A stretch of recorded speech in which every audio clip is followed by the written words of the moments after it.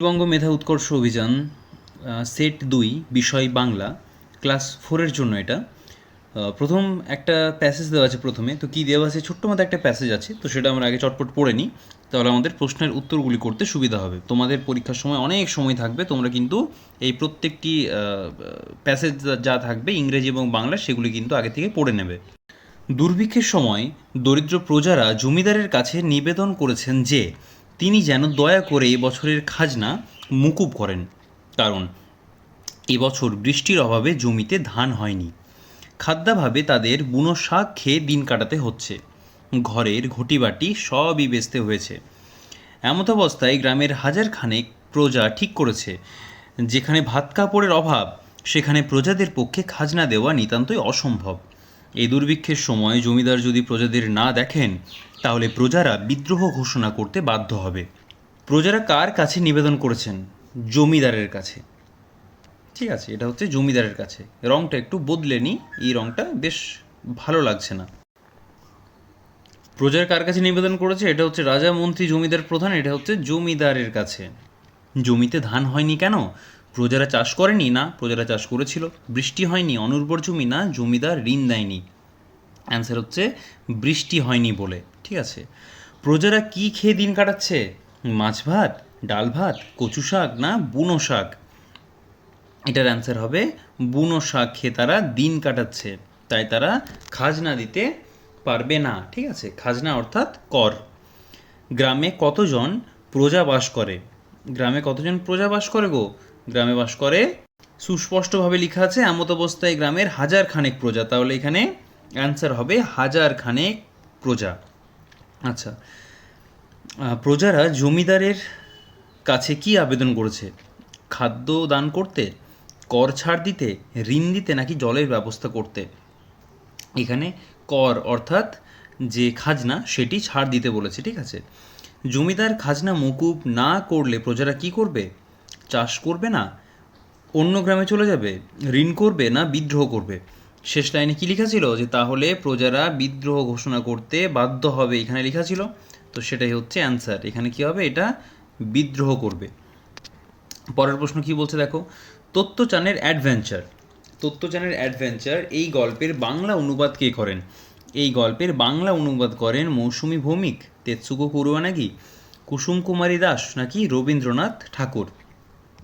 দেখো, এটার বাংলা অনুবাদটা করেছিল মৌসুমী ভৌমিক, কিন্তু মৌসুমী ভৌমিক, আচ্ছা তাহলে একটু প্রথম থেকে আসি বিষয়টাতে। এই তেতসুকো কুরুয়ানাগি ইনি হচ্ছেন সেই গল্পের লেখিকা। ঠিক আছে। তো এই গল্পটা ছিল জাপানি ভাষায়। কি ভাষায় ছিল? এটা ছিল জাপানি ভাষায়। ঠিক আছে। পরের প্রশ্নে আসি আমরা। এটার অ্যান্সার হচ্ছে মৌসুমী ভৌমিক। ঘনাদা চরিত্রটি কার সৃষ্টি? প্রেমেন্দ্র মিত্র, সত্যজিৎ রায়, বুদ্ধদেব গুহ, নাকি নিহার রঞ্জন গুপ্ত? ঠিক আছে, প্রেমেন্দ্র মিত্র হচ্ছে এটার অ্যান্সার। বলো তো প্রেমেন্দ্র মিত্রের ছদ্মনাম কি? যদি কেউ জানো তাহলে অবশ্যই সেটা কমেন্ট করে জানিও। ঠিক আছে। আচ্ছা, বনের খবর গল্পে পাকোয়া নদীটি কত চওড়া ছিল? 60-70 ফুট, 70-80 ফুট, 70-80 হাত, না 60-70 হাত? এটা হচ্ছে 70-80 হাত। বলো তো তোমাদের এই 60-70টা কেন দিয়েছে? এটা একটা, এই 60-70 কিন্তু তোমাদের বইয়ের মধ্যে আছে।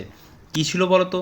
তোমরা কমেন্ট করে জানাবে যদি তোমরা এটা পারো। ওই বইয়ের একদম প্রথম স্ট্যান্ডার দিকেই আছে। ঠিক আছে। হল্লুমান মানে কি? এটা হচ্ছে হুজুগে হনুমান, হই হুল্লোড় করে, না হুজুর? এটা হচ্ছে হনুমান। অপশানগুলো কিন্তু বেশ সুন্দর আছে। আচ্ছা, ব্যবস্থা। আগের দিন তোমাদের বলছিলাম যে স্বাধীনতা আর আরও একটা আসে, সেটা হচ্ছে ব্যবস্থা। আমার সেই মুহূর্তে মনে পড়ছিল না। আচ্ছা, বিযুক্ত অবস্থা, বিযুক্ত অবস্থা, বযুক্ত অবস্থা। আচ্ছা আচ্ছা, এটা সরাসরি হচ্ছে বিযুক্ত অবস্থা। ঠিক আছে। অশ্বিনী কুমার দত্ত পেশায় ছিলেন কি? ডাক্তার, শিক্ষক, উকিল, না ইঞ্জিনিয়ার? এটা হচ্ছে ডাক্তার, শিক্ষক, উকিল, না ইঞ্জিনিয়ার? এটা হচ্ছে উকিল। আসলে অশ্বিনী কুমার দত্ত পেশায় ছিলেন একজন আইনজীবী। ঠিক আছে, পেশায় ছিলেন একজন আইনজীবী। নরওয়ে দেশের বিখ্যাত আবিষ্কারক হলেন আমুন্ডসেন, স্যাকেলটন, উইলসন, না উইলিয়াম? এটা হচ্ছে আমুন্ডসেন। ঠিক আছে, আমুন্ডসেন। যে বিদেশে থাকে তাকে বলা হয় নাগরিক, বিদেশি, স্বদেশী না প্রবাসী। দেখো, এটা একটা এই প্রশ্নটা অ্যাকচুয়ালি ইনকমপ্লিট, ঠিক আছে। যদি এখানে বলা হয় নাগরিক, তো নাগরিক তো যে যেখানে থাকে তাকে বলা হয় নাগরিক। যে যেখানে থাকবে সে হচ্ছে সেইখানের নাগরিক। অর্থাৎ তুমি যদি নির্দিষ্ট কোনো একটা জায়গায় থাকো, সাপোজ তুমি কলকাতায় থাকো, তাহলে তুমি হচ্ছে কলকাতার নাগরিক, ঠিক আছে।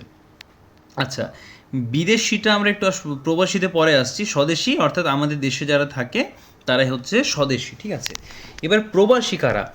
যদি কোনো ভারতীয়, যদি কোনো ভারতীয় এখানে জন্ম হয় কিন্তু সে বাইরে থাকে, সে হচ্ছে কি, সে হচ্ছে প্রবাসী, সে হচ্ছে প্রবাসী।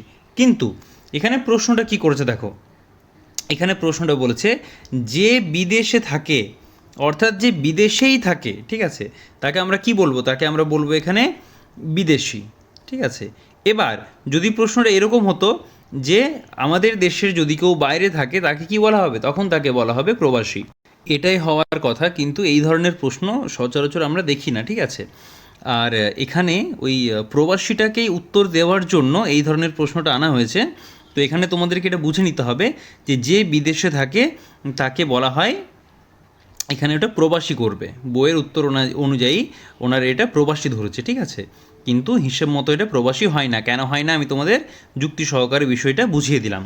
আচ্ছা, চলো তার পরের প্রশ্ন কি বলছে। তার সঙ্গে কেউ এঁটে উঠতে পারে না, এটা কোনখান থেকে নেওয়া হয়েছে বলো তো? এটা সেই অ্যাডভেঞ্চার বর্ষায়, সেখান থেকে নেওয়া হয়েছে। এখানে কার কথা বলা হয়েছে? ছোট পিসিমা, বড় পিসিমা, সেজ পিসিমা নাকি মেজো পিসিমা? আচ্ছা, এতগুলো তো পিসিমা ছিল না সেখানে, তাহলে অ্যান্সার হবে এটার ছোট পিসিমা, ঠিক আছে। ছোট পিসিমার সঙ্গে কেউ এঁটে উঠতে পারে না। আচ্ছা, তারপরের প্রশ্ন কি বলছে?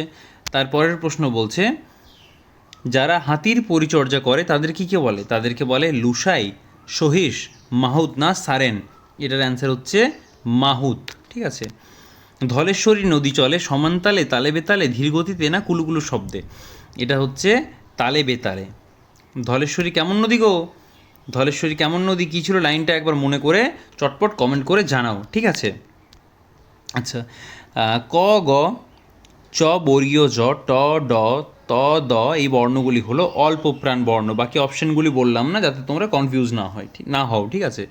অ্যাডভেঞ্চার শব্দের অর্থ কী? অ্যাডভেঞ্চার শব্দের অর্থ হচ্ছে কাল্পনিক রচনা, আজগুবি গল্প, সত্য কাহিনী নাকি সাহসী অভিযান? এটা হচ্ছে অ্যান্সার। হযবরল বইটি কার লেখা? এটা আমরা সবাই জানি, এটা হচ্ছে সুকুমার রায়ের লেখা। তাহলে সেট 2 আমাদের কমপ্লিট হয়ে গেল। এবার হবে আমাদের সেট 3।